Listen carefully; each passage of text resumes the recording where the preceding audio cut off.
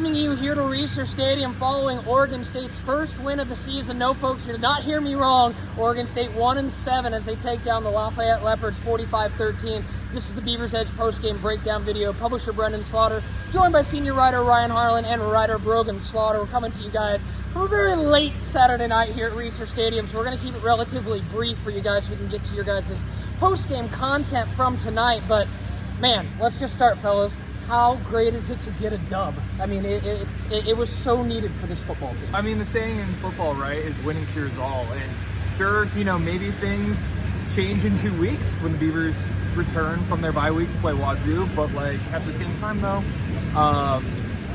you know, it's good to get a win and get the monkey off your back of you were almost there through 7 weeks. And you were nearly there in 3 games, and now you're able to at least get over the finish line and have some positives to hang your hat on, some positive momentum going in this bye week. So we'll talk about just the game itself early, guys. So, you know, obviously the two teams trade field goals. Oregon State grabs the kickoff to open the game. They don't do anything on offense. Lafayette goes down and gets in real good position to score a touchdown. They get aided by a delay of game that ultimately forces a field goal. Beavers go down, successfully snap a 40-yard field goal for Caleb Ojeda, so that was great to see. And then Oregon State scores 7 in the second half. But, guys, the difference in halves between these two games, you're talking Oregon State did get a touchdown in the second quarter, result of a Hankerson touchdown run. But Lafayette, guys, had a 13-10 lead at halftime. The defense hadn't quite figured out how to slow down Lafayette. The offense hadn't quite figured out what had worked yet. And we were all kind of looking at each other going like what's going to happen here? Yeah. And long story short, we'll run through it for you guys, but Oregon State does not allow Lafayette to score in the second half. 45-13 win. That is about as perfect of a score as you could have asked for this beleaguered Beaver team that came in this weekend. I mean, the vibes have been so bad, and they still managed to find a way to get over the hump against an FCS team that I got to give credit to. They're not bad. They're not. Yeah, Lafayette, good team. You know, final 45-13. I might have said it was going to be 42-17. Small pat on the back there. But, you know, like we were saying, the first half looked a lot like the first 7 weeks of the season, and it was, you know, kind of rocky. But that second half, what was said in the locker room, the guys, Hankerson, Johnson, Coach Akey, they turned it around and they righted the ship. And probably the best half of football I've seen from Oregon State this season. Just hands down. Hell of a game. I mean, the run game, electric. Hankerson eclipsing 200 yards, 4 touchdowns, everything you can ask for out of your lead back. Johnson and Hatcher providing another 50, 60 yards themselves on the ground. I think a total of 373 yards on the ground. Just a great game from the offense. Like we said, defense shutting out Lafayette in the second half. Just a great second half football. Yeah, I mean, the Brogan kind of touched on it there. Obviously, the run game exploded today. I mean, it's like death in Texas, folks. When Oregon State gets the run game going, it's no wonder the offense works. Like, Oregon State is not a one-dimensional team, as we've seen so much this season. So they explode, as Brogan says, over 350 yards rushing. Hankerson with 204 and 4 touchdowns leads the way there. But, guys, the thing we have to address and the thing we will be touching on in our post-game story, BeaversEdge.com, check that out. Are we entering Jabari Johnson's season now?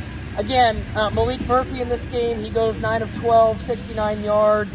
Jabari Johnson goes 7 of 9. He does have the interception, but 79 yards and touchdown. Everything changed when they committed to Jabari under center in this game. Obviously, it's a one-game sample size. It's an FCS opponent for sure, Ryan. But the swagger that Bari came into the post-game press conference with, he does have that little bit of an it factor. I'll give him that for sure. Yeah, no, I'll definitely give him that as well, too. The other thing I will say, just efficiency-wise, it just looked more cohesive in operation.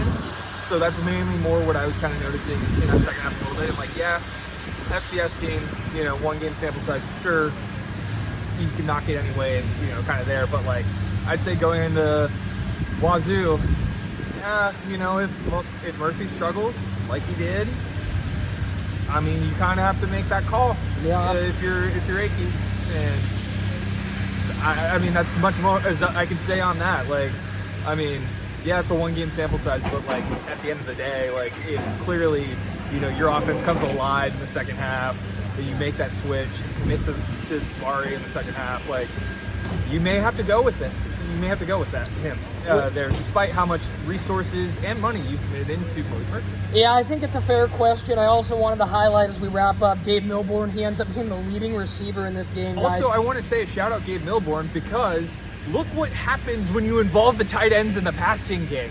Good things happen. Yeah. And we've been missing out on that this entire 7 games, now 8-game sample size with the exception of today. Looked like Jabari Johnson getting in the game in the second half just really changed the entire just demeanor of the team on both sides of the ball. It seemed like everybody was playing harder, and the team really rallied around him in the second half. No, for sure, and I want to give shout out to Hankerson on offense and Aiden Sullivan on defense. Those two guys were arguably the heart and soul of the team tonight.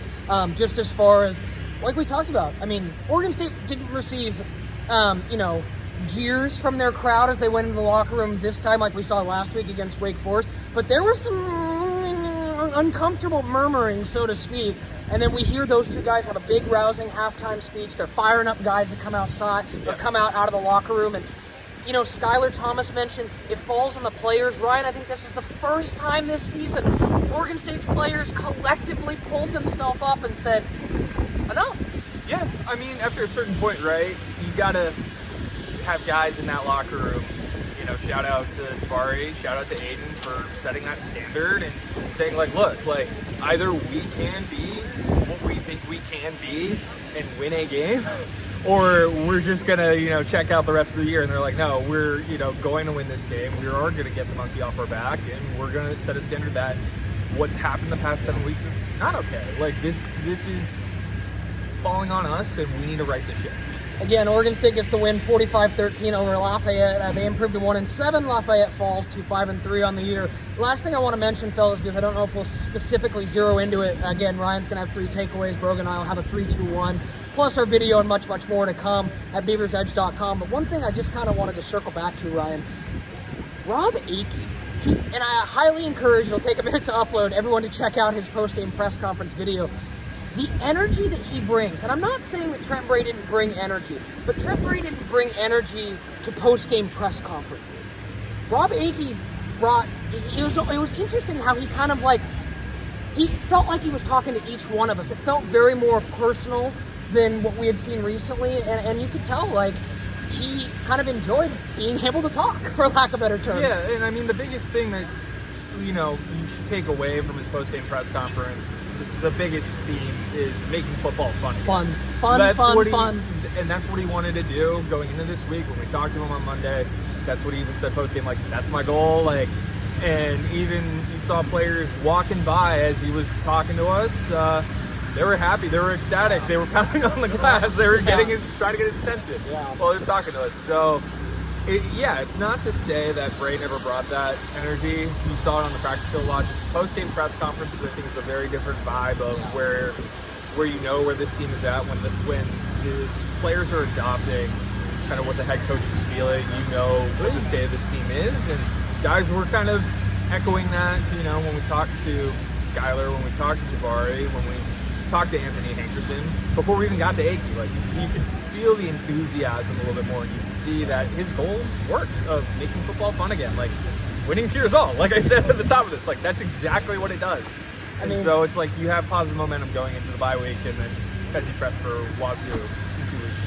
Obviously, Oregon State, as Ryan mentioned, going to have next week off. It's all the way until week 9 before they have their first bye week of the year. As now Oregon State's played 8 games, and then they'll come back home for Washington State. Got 2 more at home, the Cougars, and then followed by Sam Houston State before the final 2 road games against Tulsa and Washington State. But as Ryan said, maybe Rob Akey, make Oregon State football fun again, right? So maybe that's what was able to happen tonight as, again, Oregon State gets the 45-13 win. Stay locked into Ryan Harlan, Brogan Slaughter, and myself for all of our post-game content from tonight's game. Oregon State gets the win, 45-13 at Reese Stadium. Go Beavs!